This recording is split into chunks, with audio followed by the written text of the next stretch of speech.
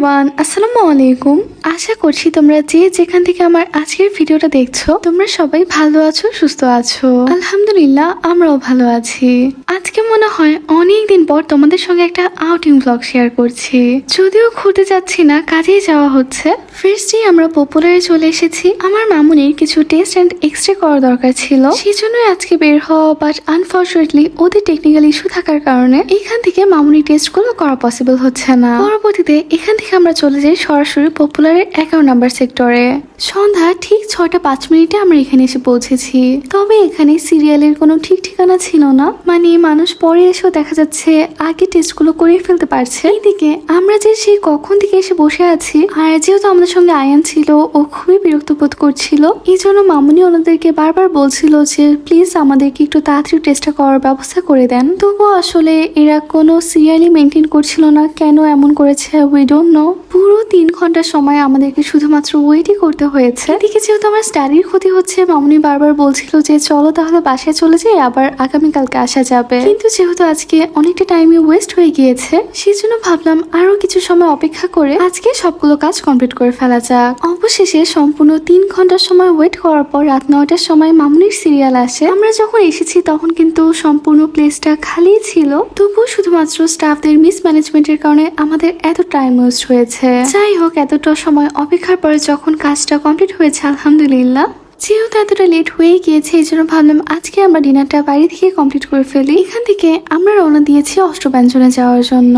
রাত 9:30 বেজে গিয়েছে, তবুও রোডে এত জ্যাম ছিল।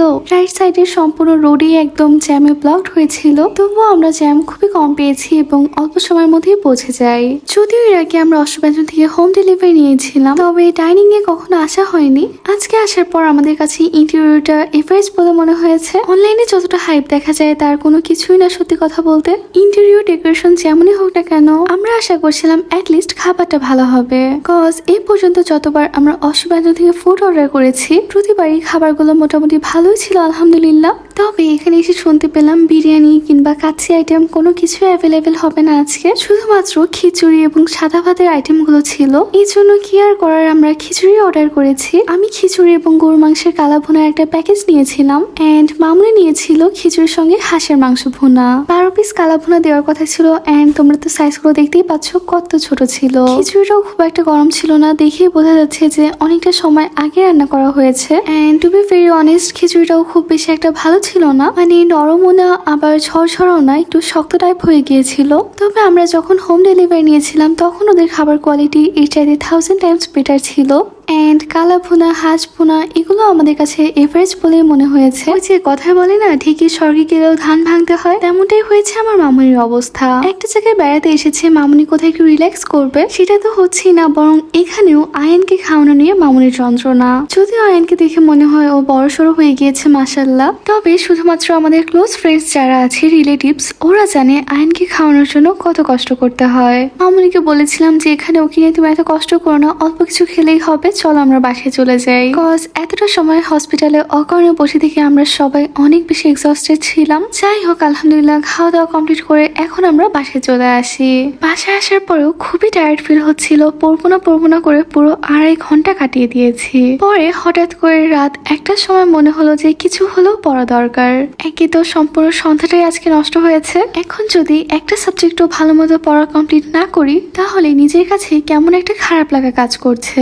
যেহেতু এতক্ষণে অলরেডি সবাই ঘুমিয়ে পড়েছে, এজন্য আমি ড্রয়িং রুমে টিভি অন করে পড়ছিলাম। যেহেতু এখানে মেমোরাইজ করার কোনো ঝামেলা নেই, সবই হচ্ছে ম্যাথমেটিক্যাল সলিউশন, এজন্য খুব বেশি একটা প্রবলেম হচ্ছিল না আমার। আর যেহেতু আমার মাল্টিটাস্কিং এর হ্যাবিট আছে, এজন্য এটা আমাকে অনেক বেশি হেল্প করে। বাই দ্য ওয়ে, কি পড়ছি সেটাই তো বলা হলো না তোমাদেরকে। এখন হচ্ছে আমি physics first paper 10th chapter ideal gas and kinetic theory of gases chapter থেকে সিকিউ সলভ করছি। একদিনে কিংবা 1 ঘন্টার মধ্যে তো আর কখনোই একটা সম্পূর্ণ চ্যাপ্টারের সিকিউ সলভ করা পসিবল হয় না। আজকে আমি ট্রাই করেছি 40 to 50% সলভ করে রাখার। ইনশাল্লাহ আগামীকালকে বাকিটুকু সলভ করে ফেলবো। অলরেডি যেহেতু রাত 2:30 বেজে গিয়েছে, এখন আমি আর অন্য কোনো সাবজেক্ট পড়বো না, হয়তো বা এই ভ্লগটা এডিট করে আমি ঘুমিয়ে পড়বো ইনশাল্লাহ।